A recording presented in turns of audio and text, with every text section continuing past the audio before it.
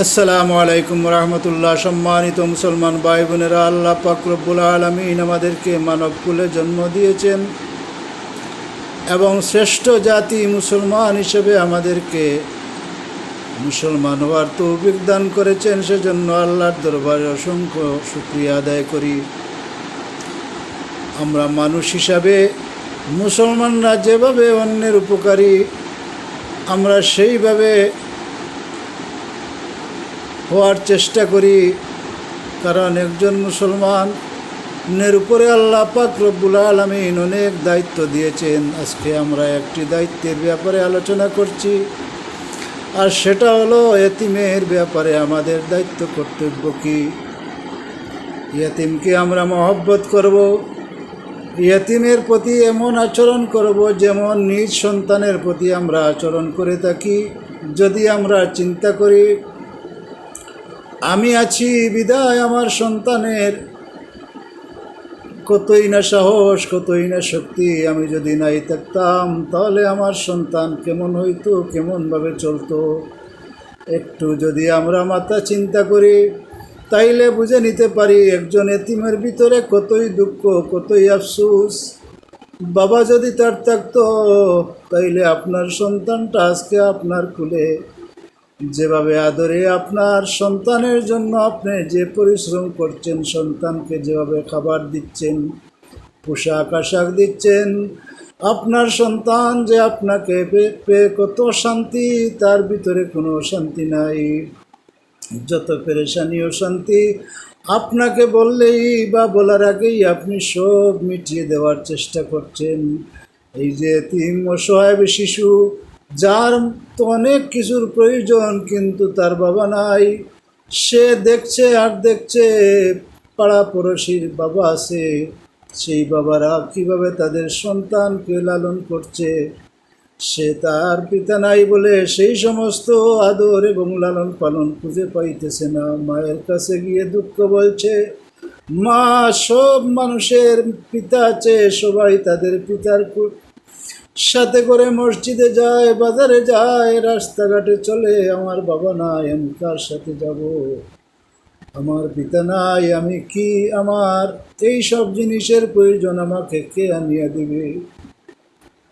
ওই সমস্ত এতিমের মনের দুঃখ ঘুচানোর জন্য যদি আমরা একটু ঘুরে দাঁড়াই, আমরা যদি আমাদের পাশের হোক গরিব হোক ধনী, কোনো পাশ বিচার নেই, সব অসহায় এতিমের প্রতি আমাদের দায়িত্বে যদি আমরা একটু আরও সচেতন হয়ে যাই, আল্লাহ পাক রব্বুল আলামিন আমাদের প্রতি এত পরিমাণ দয়া হবে।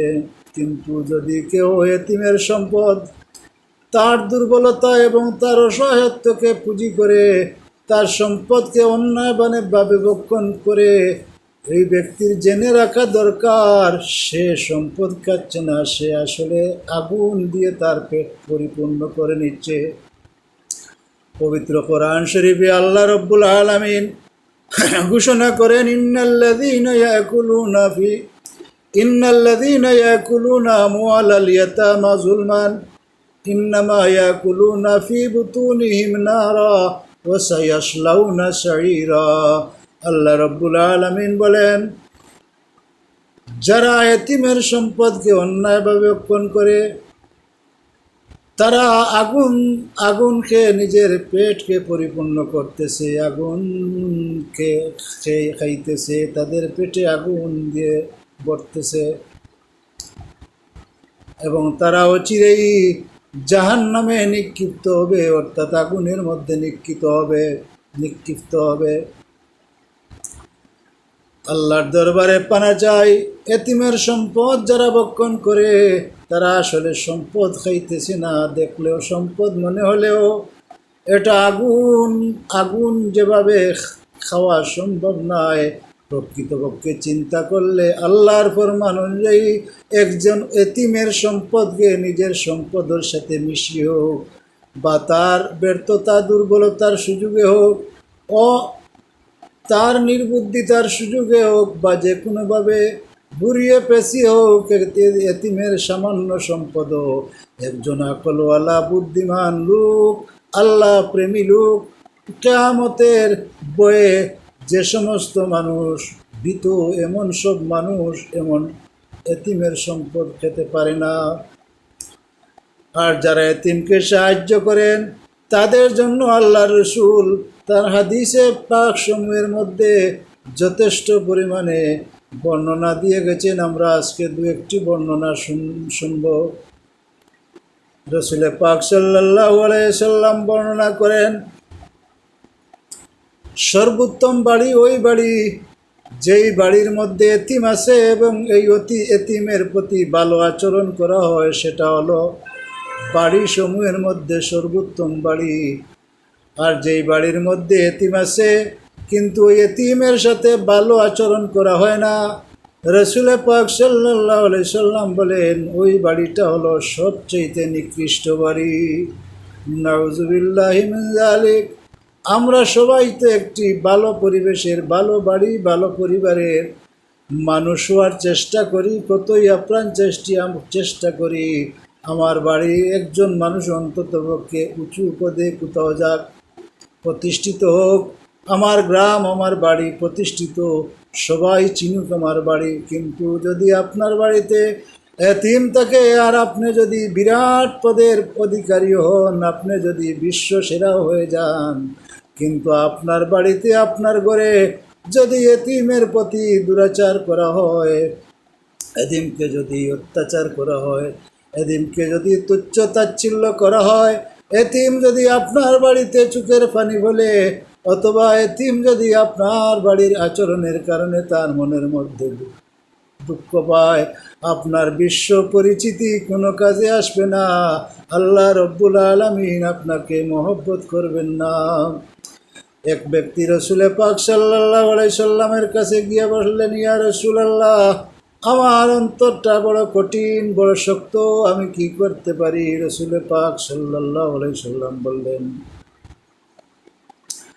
তুমি অসহায় গরিবদেরকে খাবারের ব্যবস্থা করিও, তাদেরকে খাওয়াইও এবং এতিমদের মাথায় হাত বুলাইও। দেখবে তাদের এই সমস্ত কাজের কারণে তোমার মনটি নরম হয়ে যাবে, তোমার মনটি ভালো হয়ে যাবে। সুবহানাল্লাহি ওয়া বিহামদিহি। আমরা চেষ্টা করব গরিব লোকদেরকে মাঝে মধ্যে অন্ততপক্ষে খাবার দিয়ে তাদের দোয়া নিতে এবং এতিমের মাথায় হাত বুলিয়ে তার মনের দুঃখটা বোঝার চেষ্টা করব।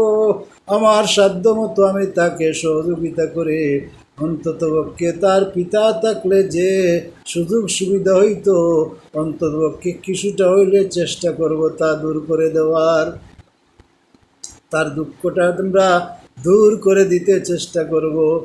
রসুল পাক সাল্লাল্লাহু আলাইহি সাল্লাম আরও ইরশাদ ফরমান, যারা এতিমের লালন পালন করে এবং এতিমকে মহব্বত করে, এতিমের লালন পালন করে, কিয়ামতের দিন জান্নাতে আমি এবং ওই এতিমের লালন পালনকারী ব্যক্তি জান্নাতে নিজের আঙ্গুল মুবারক এইভাবে একটু ফাঁকা করে পাশাপাশি দাঁড় করিয়ে দেখিয়ে দিয়ে বললেন, আমার এই আঙ্গুল দুটো যেভাবে একটির পাশে আরেকটি, কিয়ামতের দিন এই এতিমের লালন পালন করে ব্যক্তি এবং আমি আল্লাহর জান্নাতে এইভাবে পাশাপাশি থাকবো। সুবহানাল্লাহি ওয়া বিহামদিহি। আর কি কোনো নসিহতের প্রয়োজন আছে? আর কি কোনো কথার প্রয়োজন আছে? আমরা কে না চাই রাসূলুল্লাহর সঙ্গে জান্নাতে যাব, রাসূলুল্লাহর পাশে থাকবো। আমরা চেষ্টা করব আমাদের অসহায়, সে কোনো এতিম থাকতে পারে, তার পিতার সাথে আমার ব্যক্তিগত কোনো দ্বন্দ্ব থাকতে পারে, কিন্তু ওই বাচ্চাটির বাবা মারা গেছেন, আমি কিন্তু সব ভুলে গিয়ে ওই বাচ্চাটারে যদি কুলে নিয়ে তার মাথায় হাত বুলাতে পারি, তার দুঃখ গুছাতে পারি, আল্লাহ রব্বুল আলামিন এত পরিমাণে খুশি হবেন, রসুলের সাথে আমি কাল কিয়ামতের ময়দানে জান্নাতেও যেতে পারবো। হুজুরে পাক সাল্লাল্লাহু আলাইহি সাল্লাম অন্য হাদিস শরীফের মধ্যে ইরশাদ করেন, যারা এতিমকে সাহায্য করে তারা যুদ্ধের ময়দানে যে সমস্ত মুজাহিদ যুদ্ধ করে, সেই মুজাহিদ বাহিনীর যুদ্ধের ময়দানে অবস্থানে যে সওয়াব পাওয়া যায়, একজন এতিমকে সাহায্যকারীকে আল্লাহ সেই সওয়াব দিবেন। অথবা রাসূল বলেছেন, একজন রাত্রে জাগিয়া নফল নামাজ পড়ে এমন ব্যক্তি রাত্রে নফল ইবাদতি করার মাধ্যমে যে সওয়াব পায়, একজন এতিমের সাহায্যকারীকে আল্লাহ সেই সম পরিমাণ সওয়াব দান করবেন। অথবা রাসূল পাক সাল্লাল্লাহু আলাইহি ওয়াসাল্লাম বলেছেন, কোন রোজাদার যদি সারা বৎসর নফল রোজা রাখে, সে নফল রোজা রেখে যে পরিমাণ সওয়াব পাবে, আল্লাহ পাক রব্বুল আলামিন এতিমের সাহায্যকারীকে সম পরিমাণ সওয়াব দান করবেন। সুবহানাল্লাহি ওয়া বিহামদিহি। এই হাদিস খানা মুসলিম শরীফের মধ্যে বর্ণিত আছে। মহান আল্লাহর দরবারে আমাদের ফরিয়াদ, এই হাদিসগুলো এবং কোরআন শরীফের আয়াত থেকে আমরা শিক্ষা নিয়ে এতিমের সাথে ভালো আচরণ করব, তাকে সাহায্য করব, তার মাথায় হাত বুলিয়ে তার মনের দুঃখ বোঝার চেষ্টা করব। ভুলে হোক জেনে শুনে হোক সদা সচেতন থাকবো, যাতে এতিমের সম্পদ আমার সম্পদের সাথে মিশিয়ে বা তার অল্প বয়সের সুযোগ নিয়ে যে কোনোভাবে তার সম্পদকে যাতে আমরা নিজেরা খেয়ে না বেশি, যাতে আমরা সেই ব্যাপারে সাবধান থাকতে পারি। আল্লাহ আমাদেরকে তৌফিক দান করো।